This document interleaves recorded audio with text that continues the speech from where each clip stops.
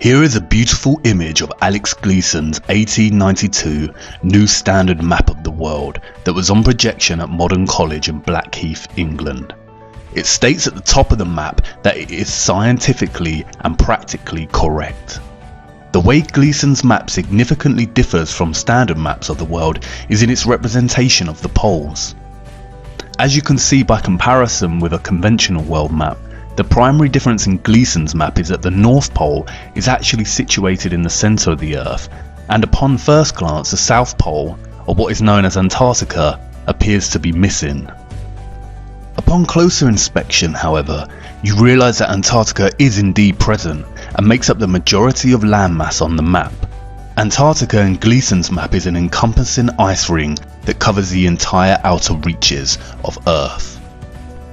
Gleason's map has become somewhat of a canonical historical document for flat earthers, many often reposting the image on the internet and heralding it as solid proof that refutes the heliocentric model of the Earth, or in other words, proving that the Earth is not a spinning globe in space but a circular, flat and stationary plane.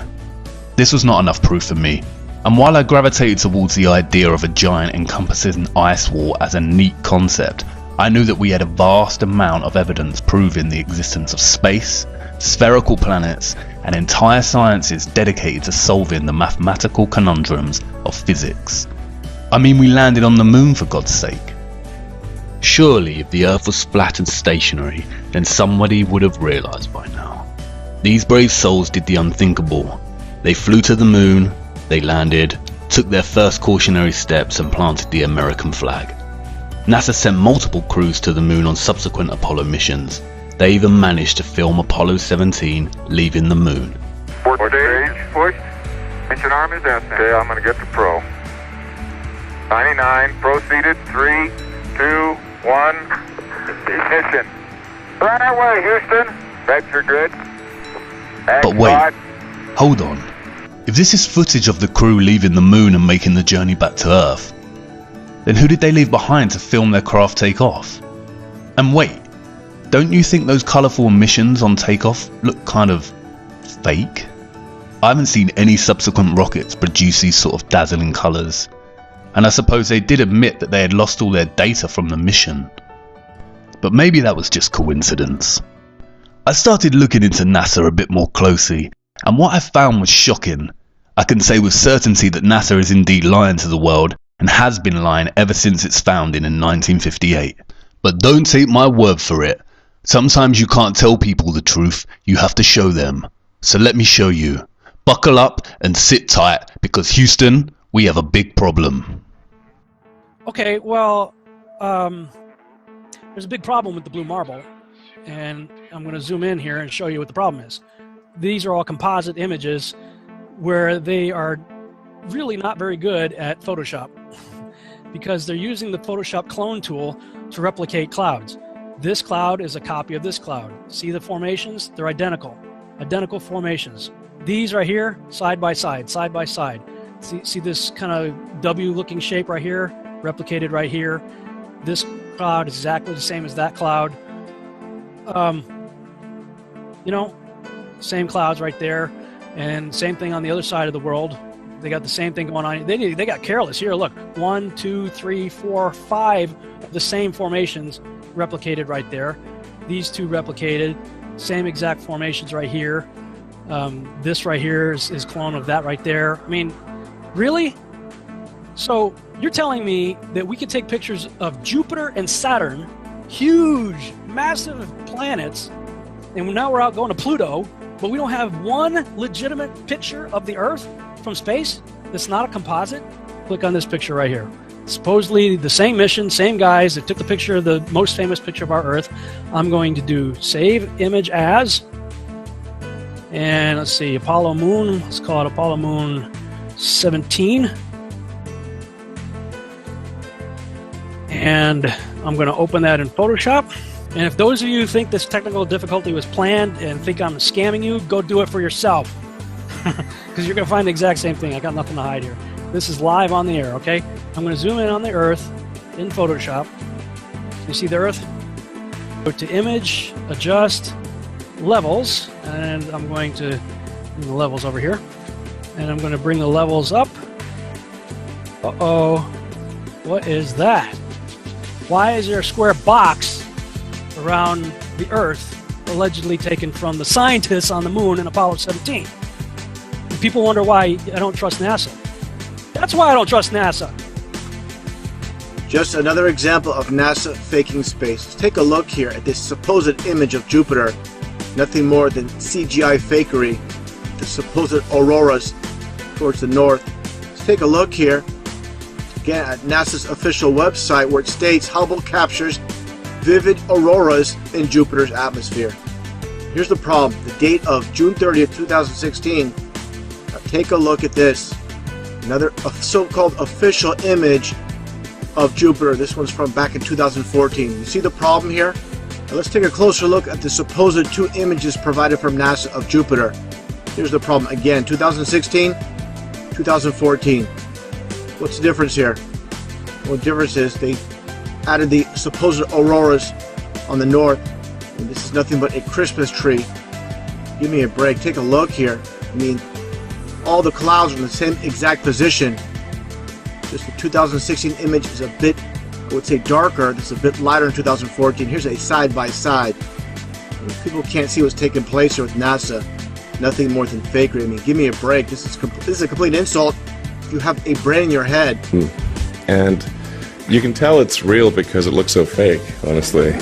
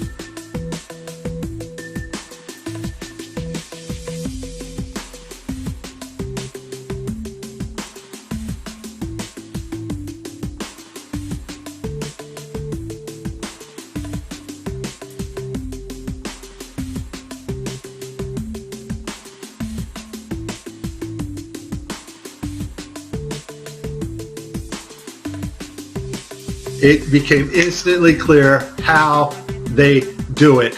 And it's just video game technology. Now, if you're part of the Geek Squad or the techie crowd, well, then you already know about this technology. And so let's get to the video that caught my attention, and you will see the same things that I saw. Let's watch. We have to introduce the concept of freefall. So let's use this model of Jupiter. And let's enlist the help of a friend, Patsy. You might know her.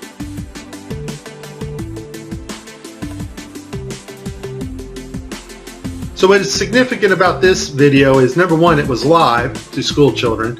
Number two, we have this stuffed animal that is transitioning in on another video channel. And the actor is able to reach up and grab this doll in real 3D space and manipulate this doll with their hands. And so the only way you're going to pull that off is with one technology. And that technology is virtual reality. More importantly though, something called augmented virtual reality. This is taking the objects in 3D space from a virtual reality world and putting them in our world on another screen, which we can see, manipulate, and touch with virtual reality contacts or glasses. In this next segment, I'm going to show you how NASA grabs objects in 3D space, rotates them around, manipulates them. They can do this with water, with cloth, anything. And the cool thing about it is we can take what they're doing, what they're seeing with their contact virtual reality augmented lenses, and put that on a separate video layer live. Yes, live. And do it all in real time. 45 minutes straight of NASA messing up their virtual reality setup. I tried to pick some clips that were obvious and some not so obvious. Show you some of the contacts. We're going to see Tim Peake with his contacts in, but these are virtual reality contacts overlaid on the eyes so actors can interact with things in 3D space, all in real time. In this next shot, we will get to see the whole arm setup and the virtual reality glove that covers all the way down the arm and hand. This allows the software to broadcast what we see video-wise as his arm in a shirt sleeve. Okay, I have a lot of Tim Peake screw-ups, but this one here, the system glitches. The software does not track his hand properly, and Tim slips his hand underneath his other fingers, which is tightly holding onto the mic, which would be impossible. I don't think this is Tim's fault. Normally, Tim always moves his other fingers up while he slides his hand under. I just think the system didn't respond to his movements here. It's virtual reality. They're wearing augmented contact lenses so that they can interact with these 3D objects. Now, in this scene, the guy on the left in the green shirt, he thinks he sees an object in 3D space that's being broadcast to him. So he grabs it and he puts it off to the side. He's looking straight ahead because he's looking at an object rotating in front of him, but the video channel is down that is supposed to show the viewers what we're supposed to see, and so we don't actually get to see the object that he is seeing. And I would just sum this up as a very terrible, bad, horrible day for NASA doing live feeds.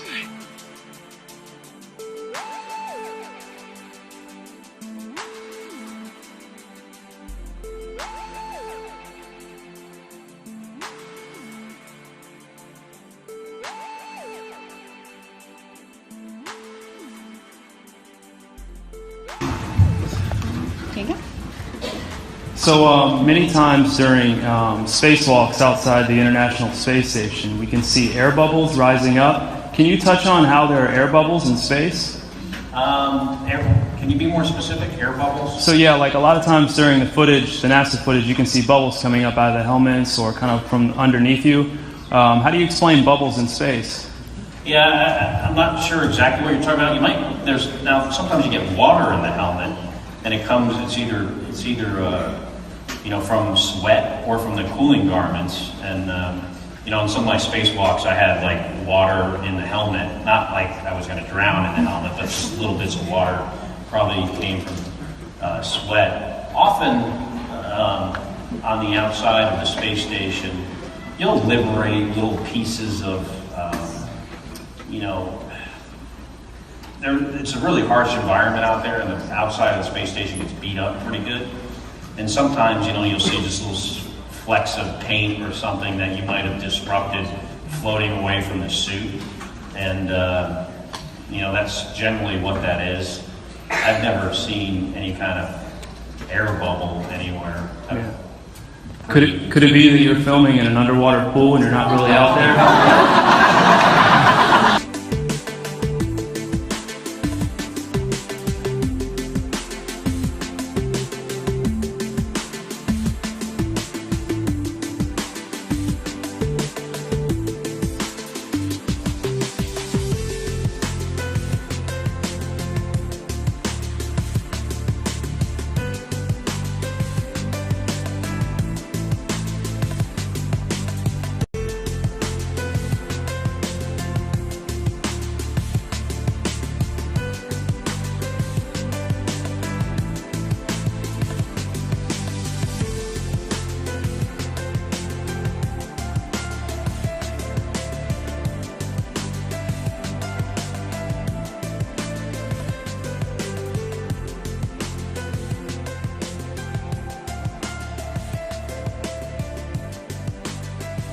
Why don't you swear in the Bible that you walked on the moon? You're the one who said you walked on the moon when you didn't. Calling the kettle black if you ever thought of it. Say that misrepresented away from me. You're a coward and a liar and a thief.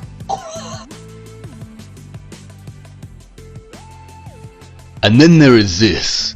Official NASA research into the dynamics of an aircraft that would function over a flat and non-rotating Earth. A flat and non-rotating Earth. A flat and non-rotating Earth. What? I know NASA has a tremendous multi-billion-dollar budget, but why would the organisation waste funding research for an aircraft that functions over a flat and stationary Earth? I thought we lived on a spinning globe in space. Is this not like Toyota designing a new car that drives through lava? It would never be used and would be a tremendous waste of money. This is all fun and games until you really start to ponder NASA's lies. Why would the biggest space organisation, whose vision statement on their website claims that it is their goal to discover and expand knowledge for the benefit of humanity, lie? And where exactly does their multi-billion-dollar annual budget go?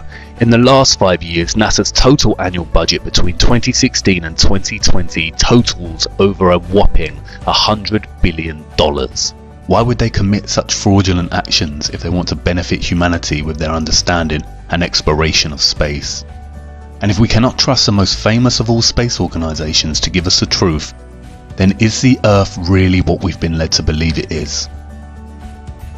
And then I remembered the 1959 United Nations Treaty, which prohibits and regulates all global activity on the continent of Antarctica and ensures that the continent belongs to no nation. With Gleason's map in mind, I started to wonder whether Antarctica was really what we had been told it was. Was it really a freezing white untouched paradise where, as Sir David Attenborough shows us, penguins play in the snow? Could it really be a huge ice wall encompassing the entire Earth? And then something dawned on me and stopped me in my tracks. How did I not notice? It was staring me in the face the whole time. Gleason's map. Hidden in plain sight in the United Nations logo. Look. The North Pole is at the centre, just like Gleason's map. And why is Antarctica missing? Or is it? Upon closer inspection, I realised that the logo was framed in a circular laurel. I know from ancient Greek mythology that the laurel leaf came to symbolise Apollo. Apollo again. Just like the moon missions. In ancient Rome, the laurel was not permitted for profane uses, and lighting it at the fires of the altar was strictly forbidden. And I knew from the treaty that the UN had strictly forbidden Antarctica from being explored and exploited. Was there a message in this? I started digging, and then I realised that not only did the United Nations have this logo, but also the International Maritime Organization, the International Civil Aviation Organization, and the World Health Organization. The Maritime Organization polices the seas, and the Aviation Organization polices the skies. The World Health Organization controls all health and disease communications and guidance for the world, much like it has during the COVID-19 pandemic. Did the UN's military really police Antarctica with the maritime and aviation, or is it just an arbitrary treaty honouring the last unspoiled place on Earth?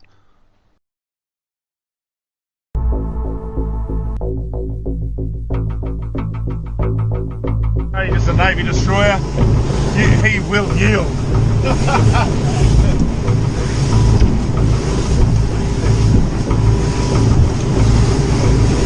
He'd be thinking, that cheeky better not cross my bow. Yeah. Stop, Josh. They take it seriously. What did they say?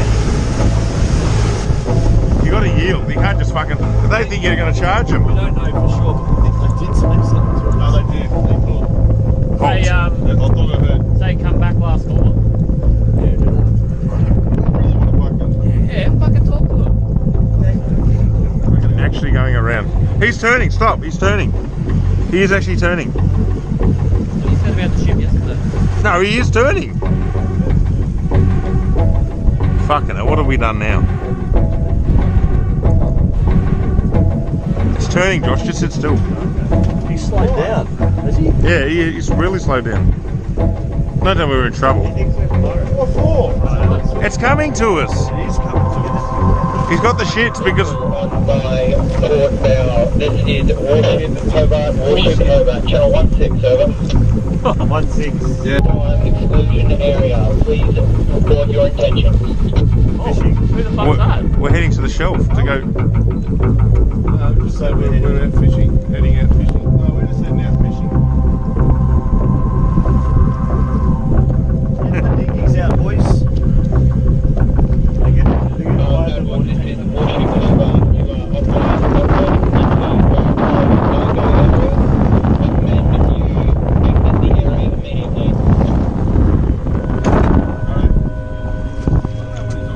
going that way. We're just traversing. We set up a demo today with this Cessna and the Air National Guard. I'm going to be inside of this Cessna and we're going to be going rogue. We're going to fly into that no-fly zone and we're going to see how the Air National Guard does it. They scramble the fighter jets to come Take off. We're off.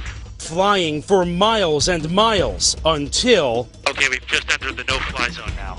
Our pilots aren't talking to air traffic control, ignoring their calls to reach them. That triggers an alarm at the Air National Guard base. These fighter pilots scrambling to their jets. They're on alert and ready to take action 24 hours a day. Today, racing to their F-16s, suiting up, climbing on board, and rushing to the runway. Taking off to intercept our rogue Cessna. Reaching the target in just minutes. This is the view from the F-16. That's my Cessna right there. Intimidating as you would think it would be. Look at that fighter jet. He's right off our wing. Another F-16 swooping in on the right, calling us on aviation frequencies. You have been intercepted. If you hear this transmission, acknowledge the radio call and rock your wings. He wants us to identify ourselves. We're a rogue aircraft, remember, for this demonstration, so we're not going to respond at all and see what this fighter jet... You are ordered to turn to the northwest. The fighter jet giving us one last warning. After all of this, the pilots still won't listen. The plane won't leave the airspace. Will you shoot them down? If required, we'll execute the rules of engagement per the commander of the North American Aerospace Defense Command. And yes, we would do that. Shoot the plane down? If it meets the rules of engagement, yes, we would, to defend the airspace. Why are they policing the parameters of Antarctica in such a vigilant way? Surely they are just protecting the penguins and seals that we've seen so often in Planet Earth and Frozen Planet documentaries.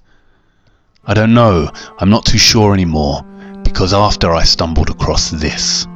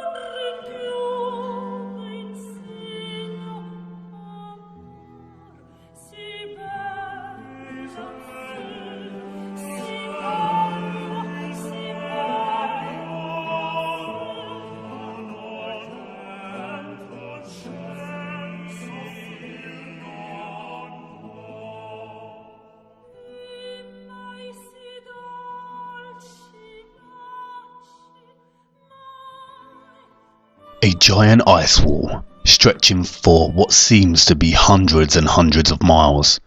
I don't know about you, but I find this footage deeply disturbing.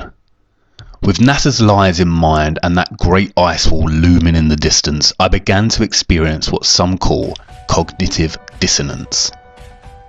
I went into denial. Of course none of this could be true, and of course our Earth is a spinning globe as we've been taught throughout our lives. It's one thing NASA lying, but are all the professors and scientists lying too? Is the National Geographic Channel lying? And what about Newton, Einstein, Hawking and Attenborough? Are they lying too? It's a complicated answer, and I will do my best to show you the truth. But before we look at the gatekeepers of knowledge and the trusted voices of our world, I need to show you more of our Earth. I don't want to lose you just yet. Come with me to part 3, where we will explore a few ways our Earth could work as a flat and stationary plane.